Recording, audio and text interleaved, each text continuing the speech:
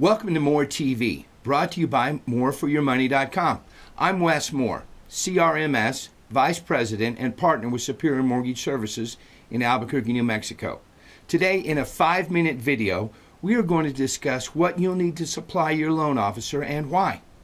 There are basically 3 C's that we look at when considering making you a home loan. They are, number 1, credit. Do you pay your bills on time? Number 2, collateral. What is your home worth today? And number 3, capacity. How much can you afford, and do you have the down payment? The items you need to bring in will show us your capacity. We will get an appraisal to value the collateral, and we will pull your credit to determine if you pay your bills on time.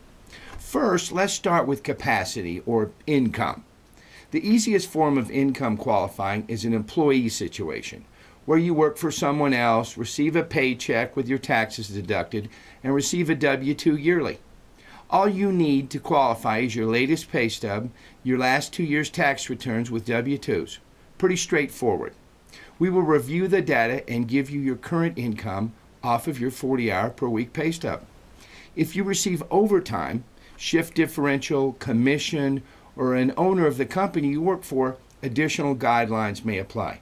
Call me for the current info and what you may need at 505-249-4506. Second, let's review your credit.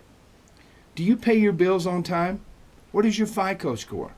VA, FHA, MFA, and conventional loans all require different minimum FICO scores. Have you ever had a bankruptcy, a foreclosure, a short sale? Do you have any collections, judgments, charge-off, or repossessions? How long has it been since you have had a problem? Did you correct it? Did you know that conventional loans have a different interest rates depending on your FICO score? Lastly, let's discuss collateral. That is the value of your home today. Not last year, not 5 years ago, but today.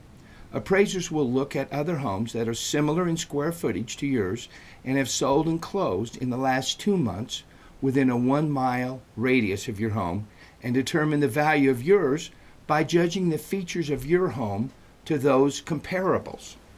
This value will affect the loan-to-value or LTV ratio of your home. This number also affects the interest rates you get.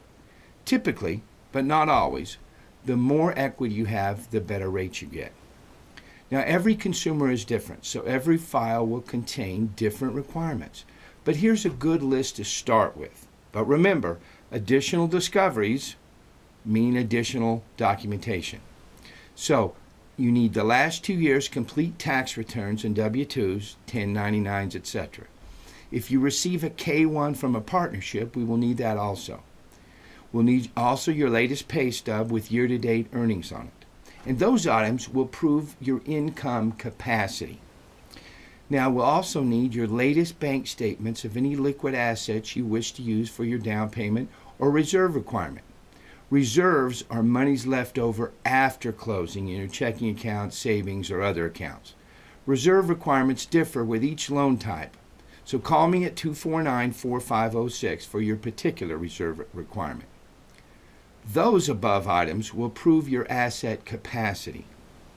Okay, now if you have children under the age of 18, you will typically have some sort of court document, maybe not a divorce decree, but some sort of court document showing you either receive or pay, or not, child support. That is always required to be counted as a debt if you pay it. It is your choice if you wish to count it as income. After reading this document, your loan officer may require additional data. We will review your credit report together. We may need some letters of explanation on some items. We will always need letters of explanation on any credit inquiries by other companies in the last 90 days to see if you've opened up a new credit account that is not showing up on your credit report yet. Those items will prove your creditworthiness. After reviewing the above data, we will then order an appraisal to prove the third C, collateral. All loans require a photo ID per the USA Patriot Act and permission to verify your Social Security number. Now that is a brief list, but it's a start. It would take at least an hour to go over everything that may pop up, but nobody wants to watch a video of me for an hour. So don't forget to share this with your friends or clients, and call me if you or your customers need home financing. Until next time, I'm Wes Moore.